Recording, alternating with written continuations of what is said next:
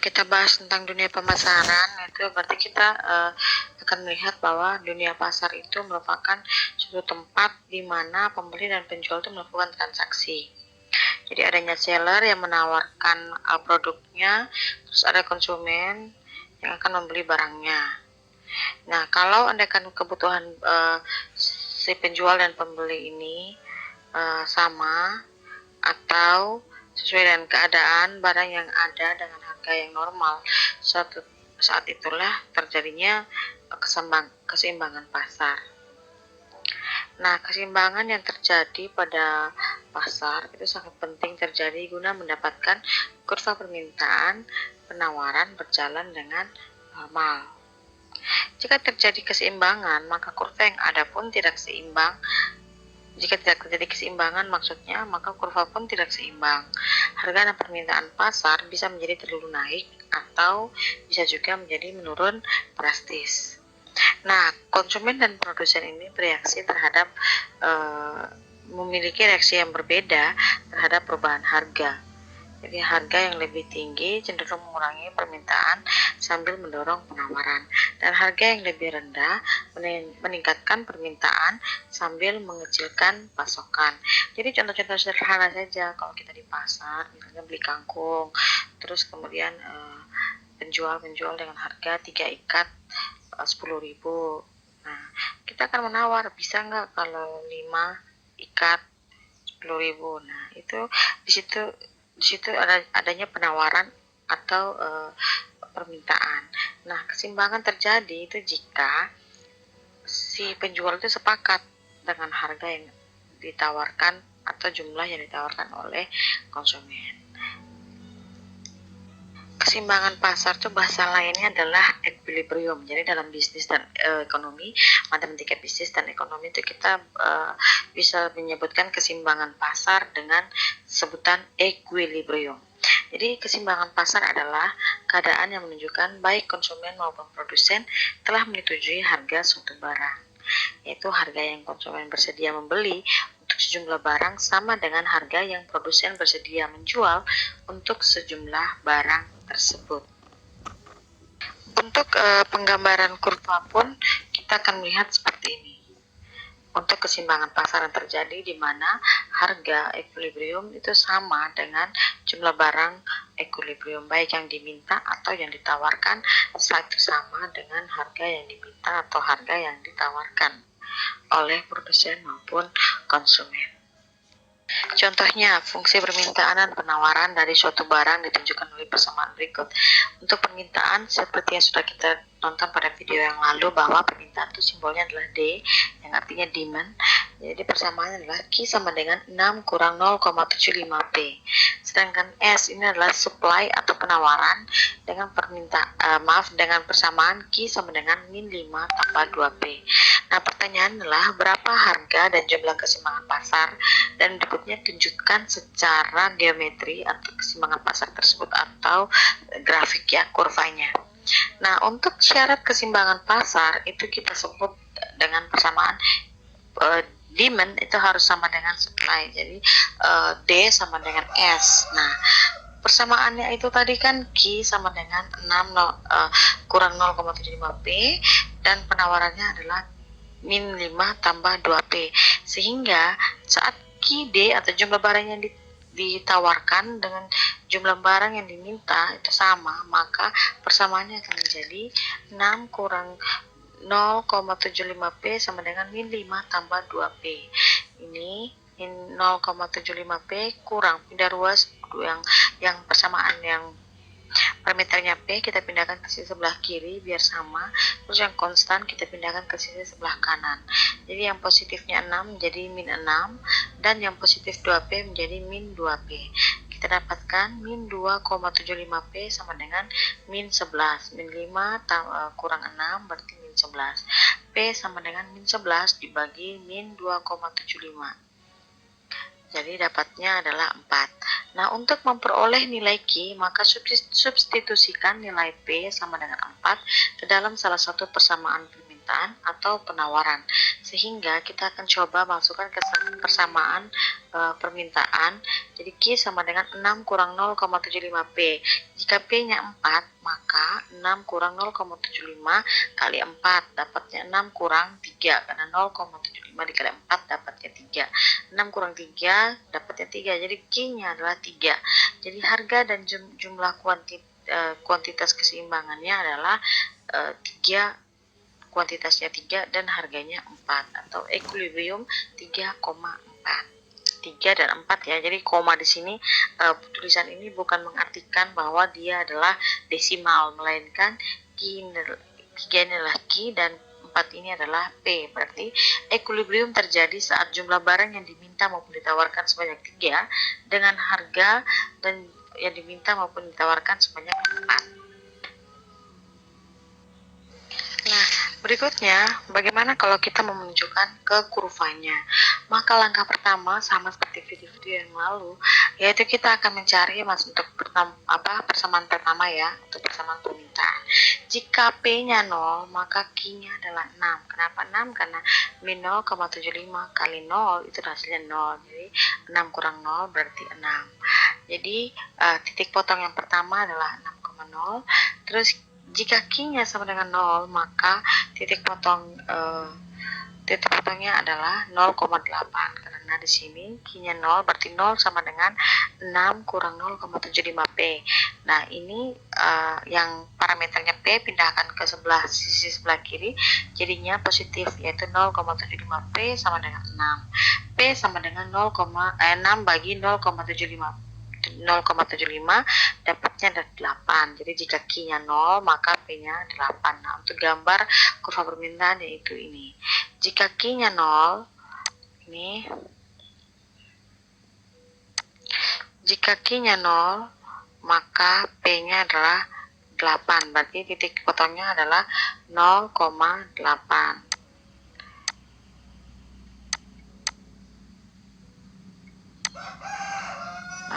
Jika P-nya 0, maka Q-nya 6. Berarti Q-nya 6, P-nya 0. Maka ini adalah titik potongnya.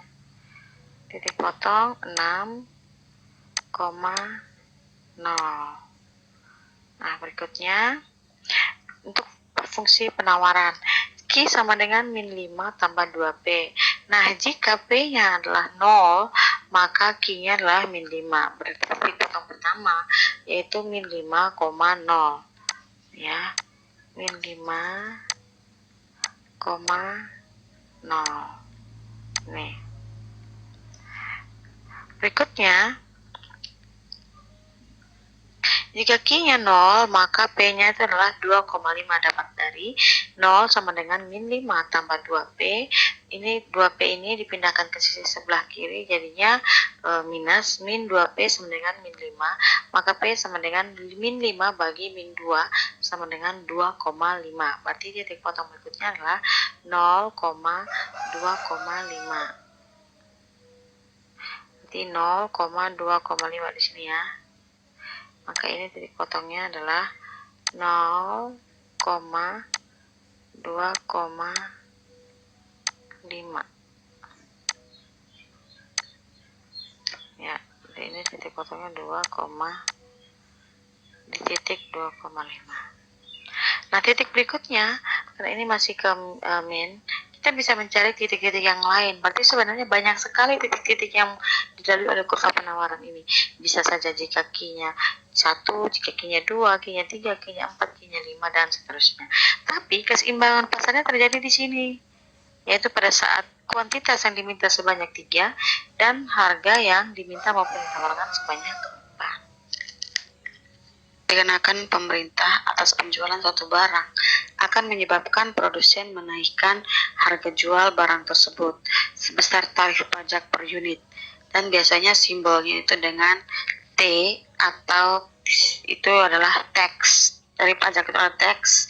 Jadi kalau dalam ekonomi dan bisnis matematika itu menyimbolkan pajak dengan simbol T, sehingga fungsi penawarannya akan berubah, yang pada akhirnya keseimbangan pasar juga akan berubah pula. Jadi kalau pemerintah menaikkan pajak itu maka akan mempengaruhi kurva penawaran saja. yaitu di mana kurva penawaran akan bergeser ke atas sebesar T atau sebesar pajak yang diberikan.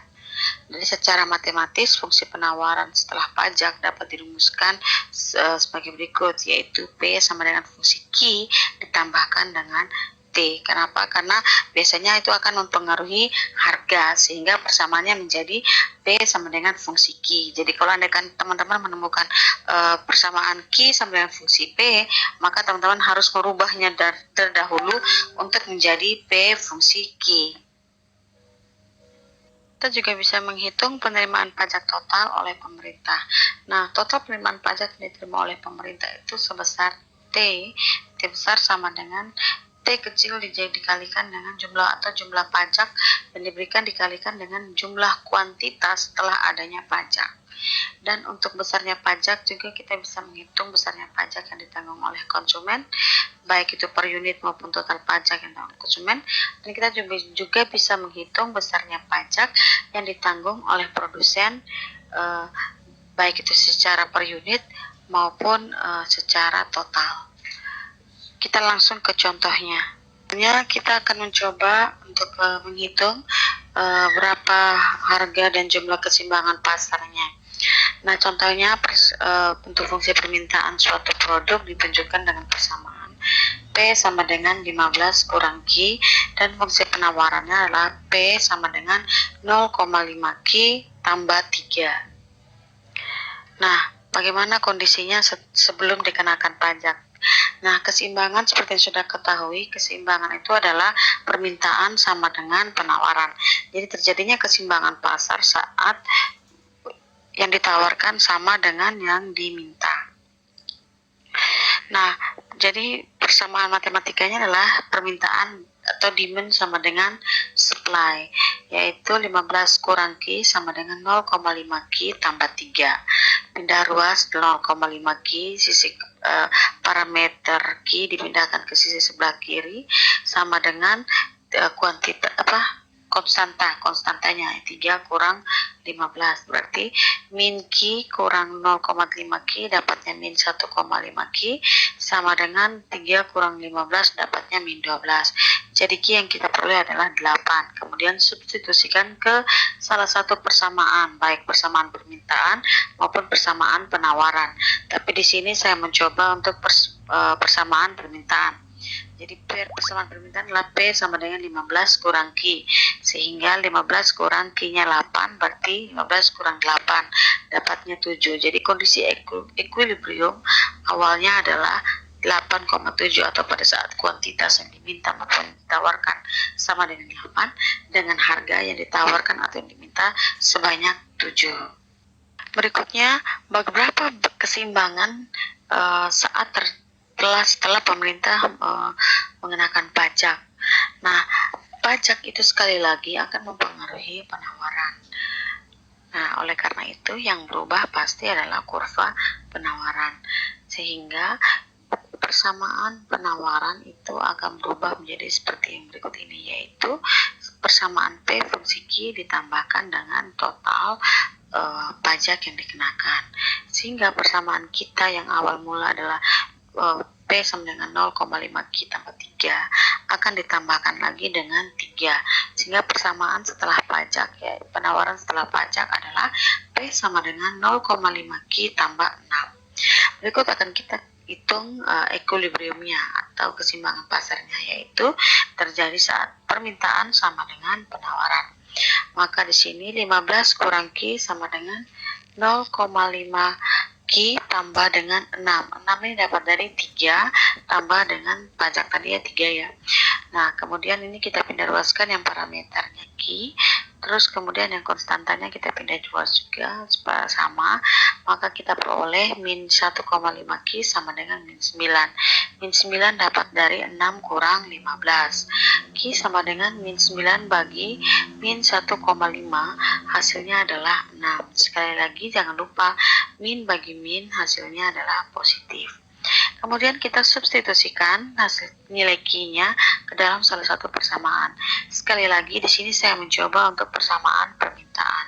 Maka P sama dengan 15 kurang Q, yaitu 15 kurang 6 dan hasilnya 9.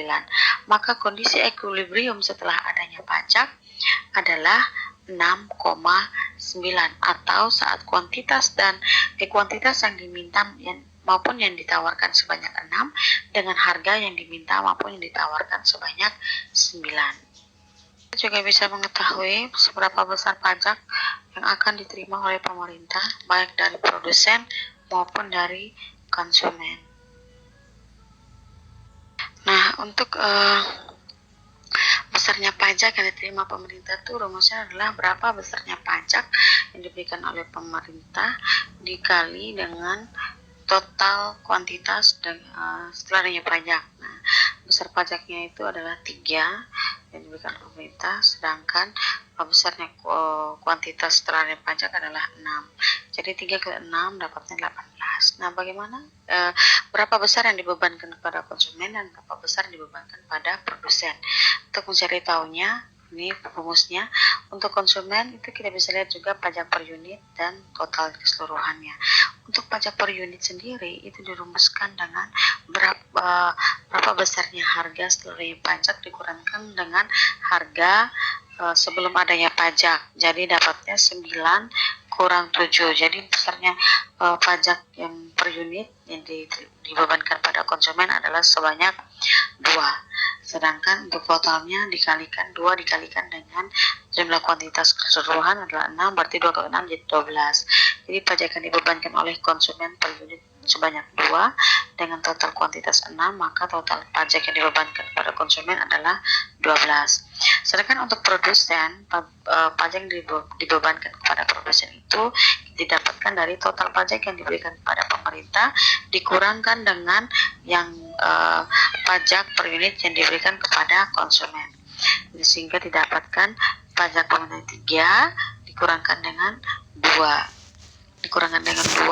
berarti dapatnya 1. Jadi pajak yang dibebankan kepada produsen itu lebih kecil dibandingkan dengan pajak yang dibebankan pada konsumen.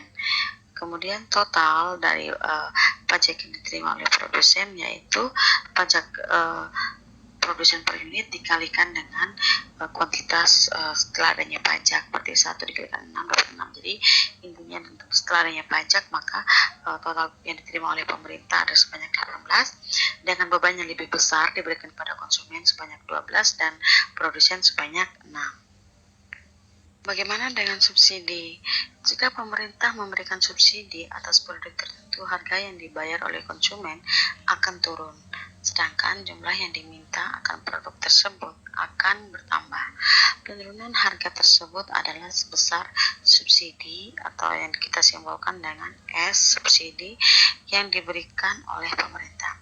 Secara geometri, penurunan harga ini adalah pergeseran kurva penawaran sejauh S per unit atau subsidi sebesar subsidi yang diberikan.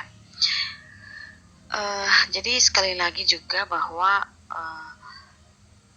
subsidi ini mempengaruhi kurva penawaran dan juga akan mempengaruhi harga, yaitu penawaran yang setelah diberikan fungsi penawarannya akan menjadi P fungsi Q dikurangkan dengan S atau dikurangkan dengan subsidi. Bagaimana jika persamaan ini yang sudah kita kerjakan tadi setelah adanya pajak itu dikenakan subsidi oleh pemerintah sebanyak 2 rupiah mungkin ya, tapi kita matematikakan saja bahasanya 2. Jika subsidi yang diberikan adalah 2, maka berapa equilibriumnya? Nah, untuk equilibriumnya sekali lagi yang berubah itu adalah kurva penawaran atau subsidi yang diberikan oleh pemerintah itu mempengaruhi harga yang ditawarkan. Oleh karena itu yang berubah itu pasti adalah penawaran. Nah, penawaran ini persamaannya akan menjadi P sama dengan 0,5 Q ditambah 3 dikurang dengan besarnya subsidi. Nah, besarnya subsidi yang diberikan oleh pemerintah itu adalah 2. Jadi dikurangkan dengan 2 sehingga hasilnya adalah P sama dengan 0,5 Q tambah 1. Karena 3 kurang 2 adalah 1. Nah, kondisi equilibrium itu terjadi jika adanya permintaan sama dengan penawaran. Sehingga persamaannya menjadi 15 kurang Q sama dengan 0,5 Q tambah 1. Yang parameter Q kita pindahkan sama seperti yang kita lakukan pada equilibrium yang persamaan pajak. Maka di sini juga sama, pindahkan parameternya ke sisi sebelah kiri dan konstanta ke sisi sebelah kanan. Kemudian kita dapatkan Q sama dengan min 14, itu dari 1 kurang 15 dibagi dengan min 1,5, sehingga hasilnya adalah positif 9,3. Setelah kita temukan kuantitas kondisi keseimbangan, maka kita mensubstitusikan ke salah satu permintaan, ke salah satu persamaan, baik itu persamaan permintaan maupun persamaan penawaran. Nah, di sini saya akan mencoba untuk mensubstitusikan nilai Q keseimbangan pada harga atau persamaan dari permintaan. Jadi P sama dengan 15 Q, maka nilai P yang kita dapat adalah 5,7 dari 15 kurang 9,3, Q-nya 9,3. Jadi kondisi equilibrium setelah adanya subsidi itu terjadi jika jumlah kuantitas yang ditawarkan maupun diminta itu sebanyak 9,3 dan harga yang ditawarkan yang diminta sebanyak 5,7.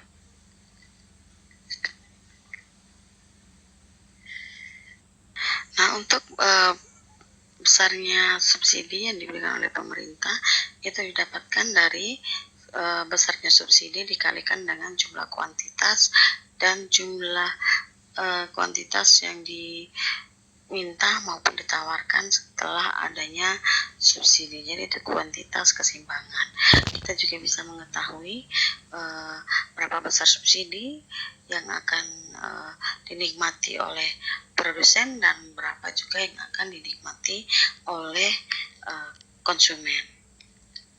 Besarnya subsidi yang akan diberikan oleh pemerintah itu didapatkan dari besarnya subsidi 2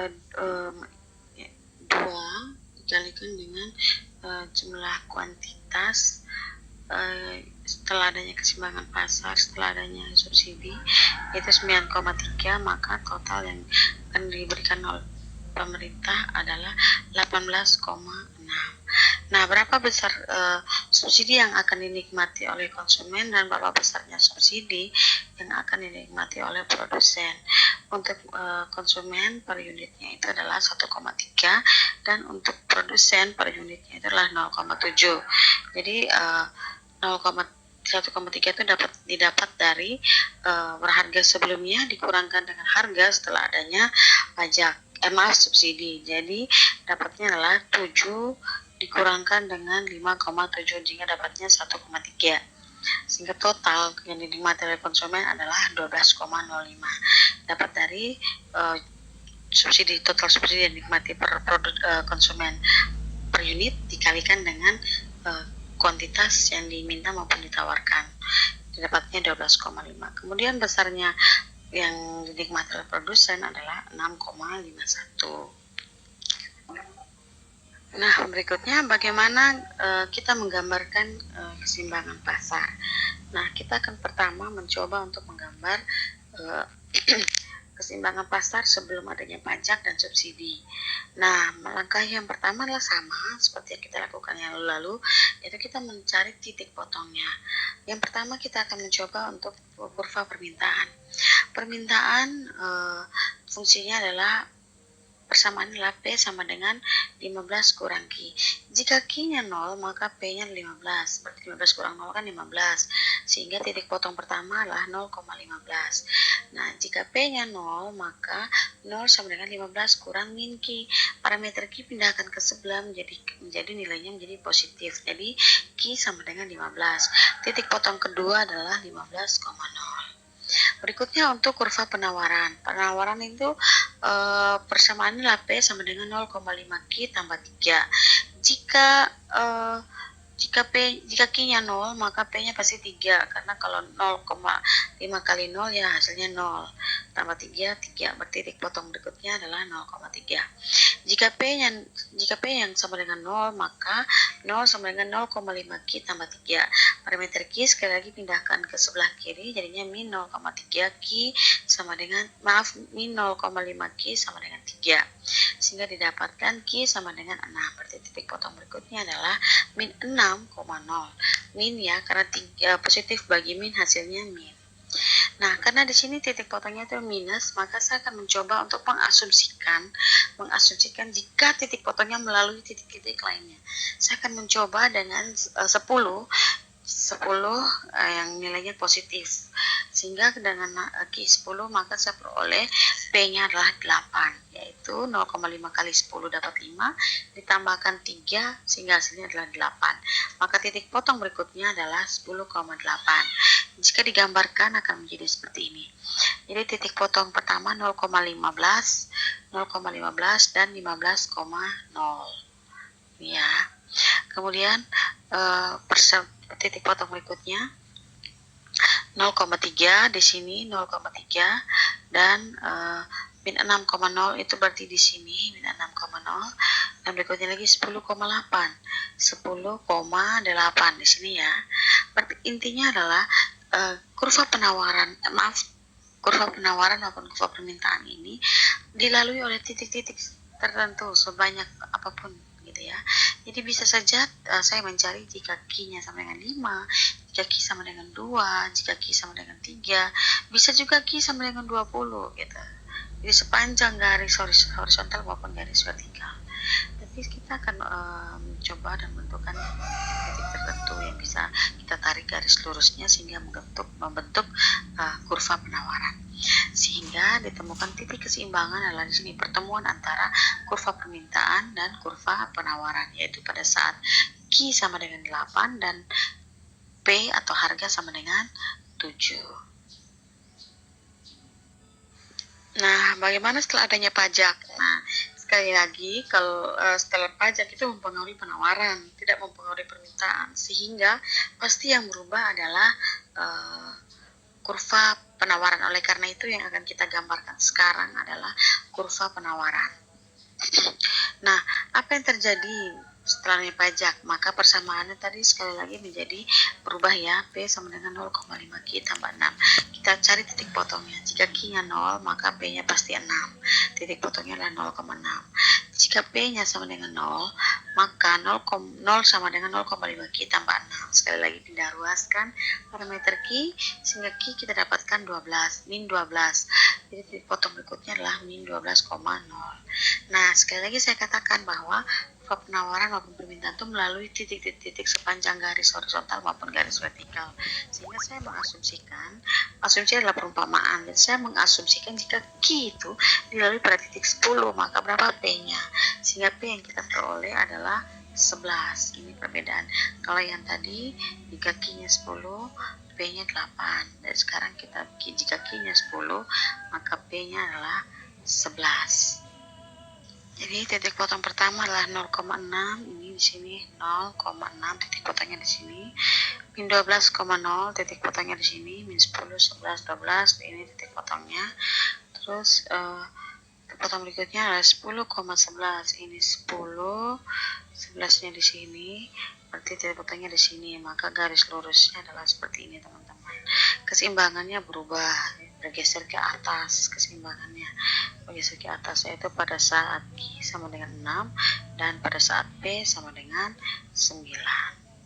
Jadi setelah adanya pajak maka kurvanya akan bergeser ke atas, di mana jumlah barang yang diminta maupun ditawarkan menjadi lebih menurun karena adanya kenaikan tingkat harga. Nah, bagaimana jika subsidi? Nah, sama juga dari titik potongnya, tapi persamaannya sudah menjadi P sama dengan 0,5 Q tambah 1. Nah, jika Q-nya 0, maka P-nya 1. Jika P-nya 0, maka 0 sama dengan 0,5 Q tambah 1. 0,5 Q itu sama dengan 1, sehingga Q sama dengan min 2. 1 bagi 0, min 0,5. Jadi titik potong berikutnya adalah min 2,0 karena nilainya masih minus ya. Jadi saya akan mencoba untuk mencari asumsi jika Q melalui nilai positif. Ya, saya umpamakan lagi 10, yaitu maka nilai P-nya adalah jika 10 maka nilai P adalah 6 ya. Jadi ini belum digantikan. Ini seharusnya adalah 6. Ya.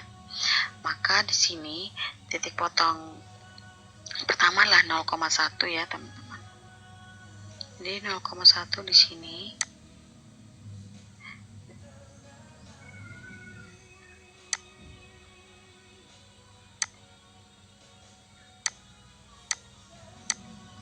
Terus titik potong berikutnya min 2,0 di sini.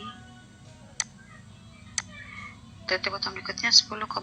Ini 10, 6-nya di sini. Jadi ditarik garis lurus, hasilnya akan menjadi seperti ini. Nah, yang terjadi dengan setelah adanya subsidi, maka kurva penawarannya akan bergeser ke bawah atau geser ke bawah ya, dari kurva penawarannya sebelum adanya pajak dan subsidi.